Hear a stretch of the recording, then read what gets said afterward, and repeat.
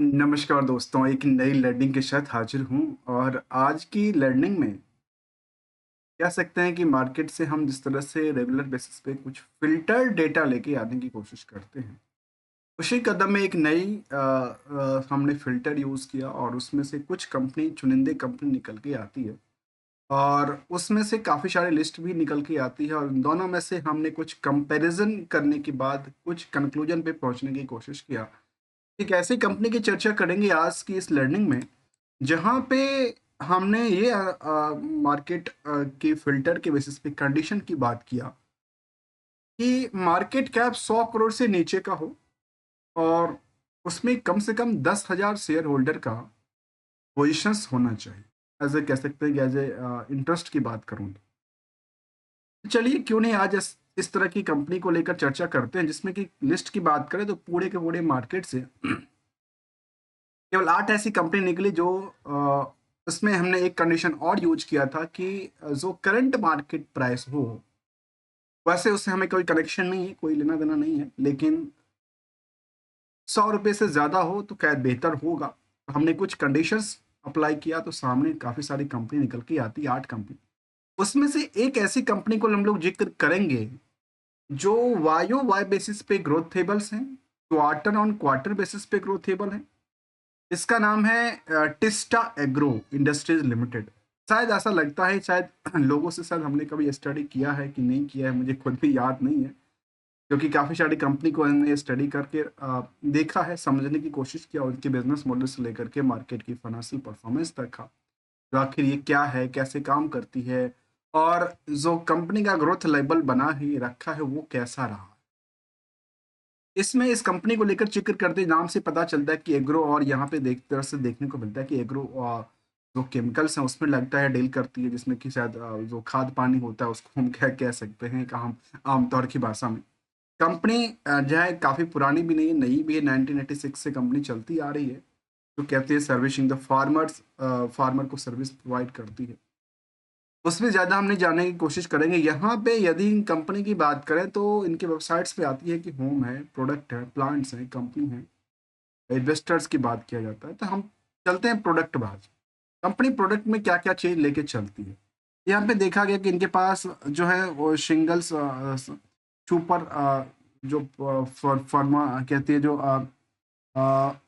फॉस्फेसिक जो एसिड्स होती है उसमें इनका है, जो कि छिड़काव और इस तरह की चीज़ों में शामिल करते हैं।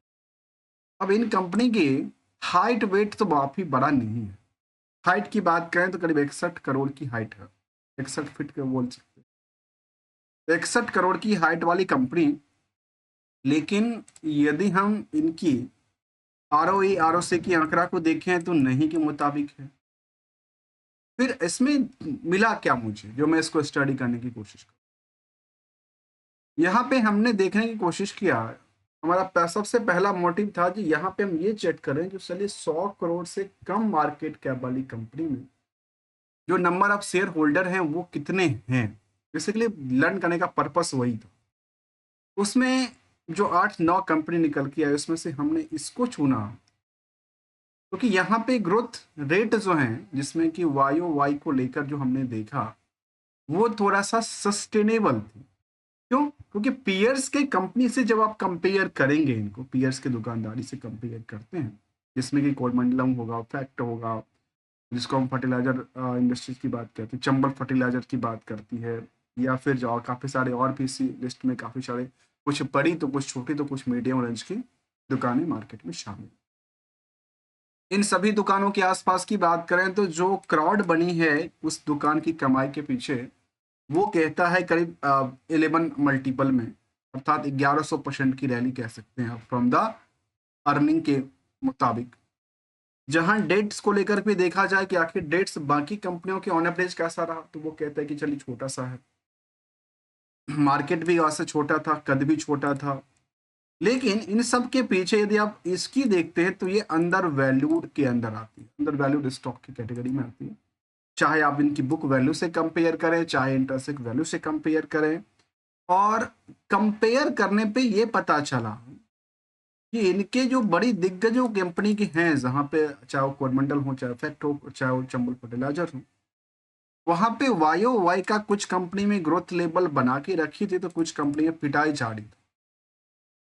हमने वैसे इस कंपनी को लेकर के एक डिटेल स्टडी किया हुआ है, आप चाहे तो जाकर के प्लेलिस्ट में होगा, जहां आप हर एक पहलू पे चर्चा कर सकते हैं, जानने की कोशिश होगी तो। अब यहाँ पे देखा कि हमने कि इनका जो वायो वाई ग्रोथ था वो 34% थी, जो प्रॉफिट ग्रोथ था वो भी करीब 250% से ज्यादा थी।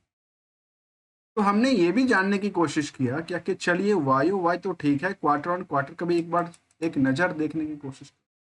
तो ये देखा गया कि जो बाकी कंपनियां थी इसकी लिस्ट में, उसमें कुछ न कुछ निगेटिव इम्पैक्ट डालती देखी गई। तो वहां पे हमने यहाँ पे देखा, यहाँ पे निगेटिव इम्पैक्ट नहीं थी।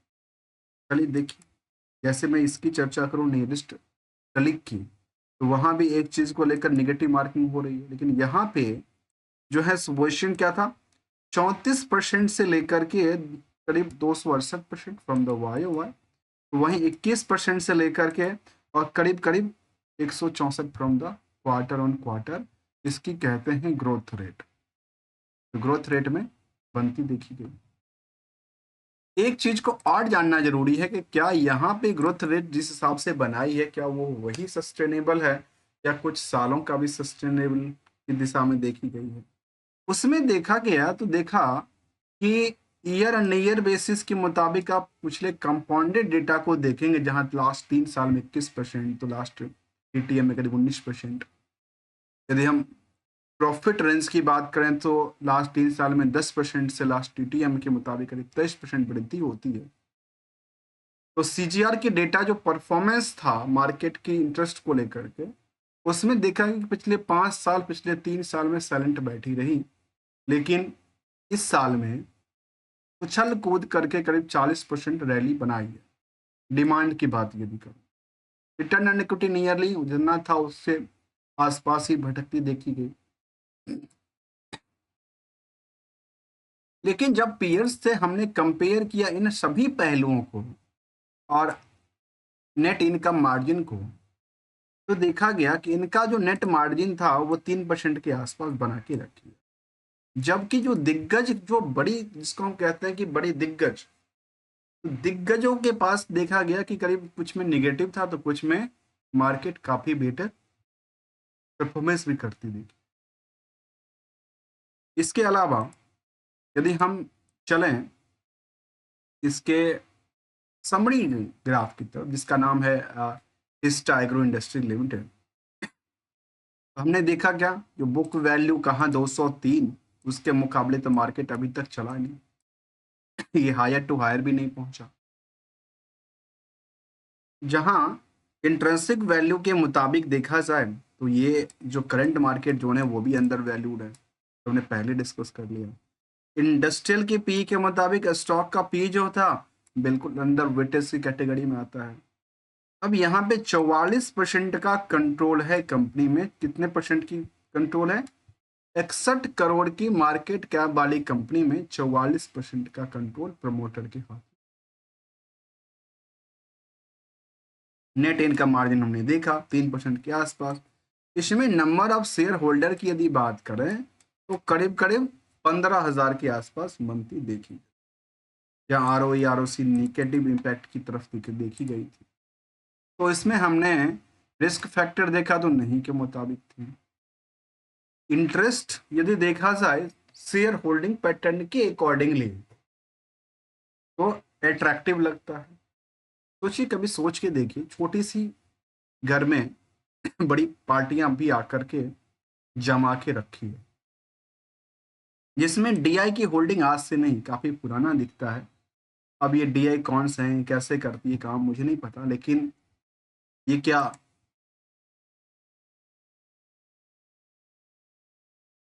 एक ही फंड में यूटिलाइज करके रखी है काफी सारे कंपनी। यहाँ पे देखा कि डीआई तो है, इनके एक होल्डिंग एक ही जगह पे मिलता है। आम निवेशकों के पास जो 51% होल्डिंग है उसमें भी कुछ बड़े नाम शामिल करता है, जिसमें जिनके पास 43%, 1.5%, 2% की होल्डिंग है।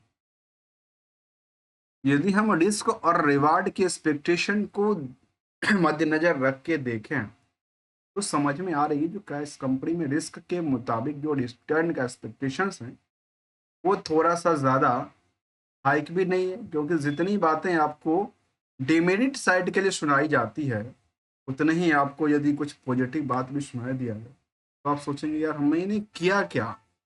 यही चीज़ यहाँ भी शामिल करता है।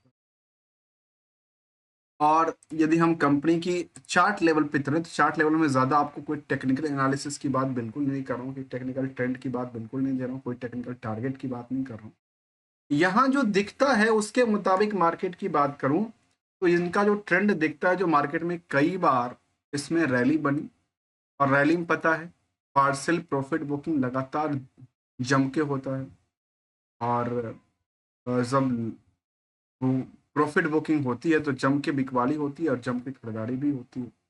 उस टाइम में खास करके इन दो पहलुओं पर हमने ध्यान दिया तो देखा यहाँ पे मार्केट में कुछ बड़ी ऐसा हलचल हुआ होगा जहाँ पे मार्केट को कुछ सुनाया गया होगा या मार्केट की डिमांड बढ़ाई हो गई होगी, लेकिन मार्केट की डिमांड आगे चल के सस्टेनेबल नहीं रही, तो उसी पैदान पे आके अटकी पड़ी रही जिस पैदान के आसपास पहले भी मिला हुआ करता। तो इनका रेंज की बात करें तो यही एक रेंज देखने को मिलता है जहाँ पे बार बार एक ही सपोर्ट एक ही रेजिस्टेंस के बीच में एक ही रेंज में प्राइस रेंज में ट्रेड करती देखी गई। एक चीज को हमेशा जानने की जरूरत है जो हमेशा मैं याद करते रहता हूँ कि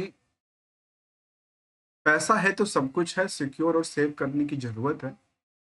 और होती हुई जब हम नॉशनल प्रॉफिट को देखते हैं तो उसको लपेटने की जरूरत पड़ती है, और कुछ ऐसे सामान बिल्कुल ना लाएं जो शायद रखने के बाद घर में कचरा बन जाए, या फिर उसको यूटिलाइजेशन उसी टाइम पे कर लें तो शायद वो सोना भी बन सकता है, जिसको कहते थे पहले हम लोग देखते थे कुछ ऐसे सामानें होती थी जिसको कहते थे लोग सोना बन जाएगा, बाद में नहीं है तो कबाड़ा हम पड़ गए।